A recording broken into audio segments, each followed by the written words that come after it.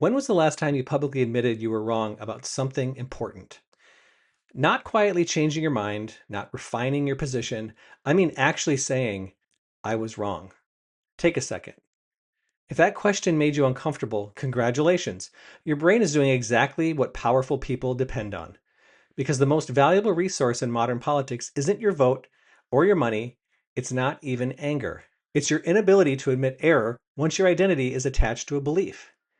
And that isn't a flaw in you, it's a feature of how power now operates.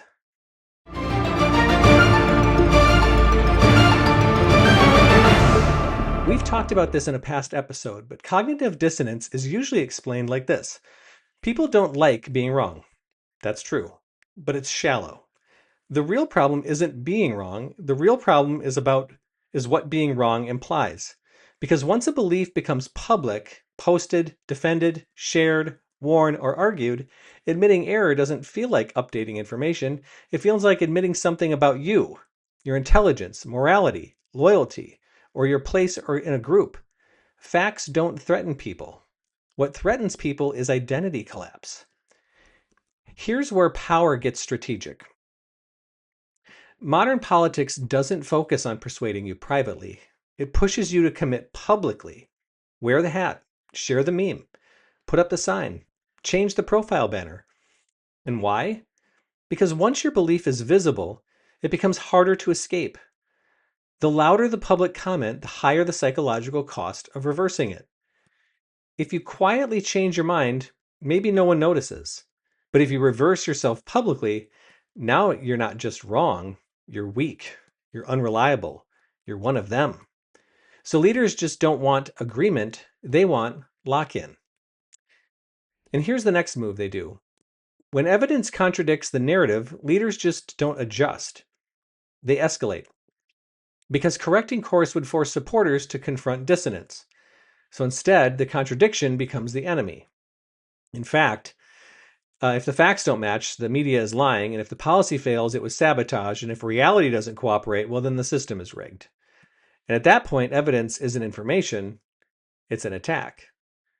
And once reality is framed as hostile, any contradiction can be dismissed. That's not persuasion, that's insulation.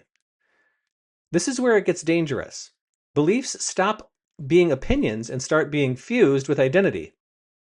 Political positions get tied to patriotism, morality, religion, masculinity or femininity, or even common sense.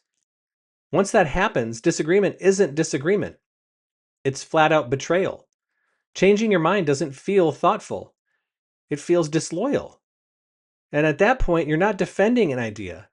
You're defending your membership in a tribe. The most effective manipulation happens before failure. Powerful figures seed explanations in advance. If this doesn't work, it's fraud. If we lose, it's cheating. If they criticize us, it's because they hate you. That way, no outcome can ever falsify the belief. Every result confirms the story. Success proves you were right. Failure proves you were targeted. That's not confidence. That's a closed system. So here's the uncomfortable truth. Yes, politicians and powerful institutions exploit cognitive dissonance. But it only works because people cooperate. And not because they're stupid, and not because they're evil either. No. But because comfort is easier than self-examination. Belonging feels safer than uncertainty. Certainty feels better than humility. The system doesn't force people to stay inside false beliefs. It just makes leaving psychologically expensive. This is why scandals don't work anymore. Fact checks just bounce off. Why debates harden positions rather than soften them. Because changing your mind now feels like confessing to being foolish or immoral or being manipulated. So people just double down instead. Not because the belief is stronger, but because the cost of abandoning it feels unbearable. So the real question isn't why they won't admit they're wrong. The real question is why you admit defending something longer than the evidence justifies. Not because you're bad, but because being wrong feels too expensive. And the people in power know it. And they'll keep doing it. And they'll keep using it.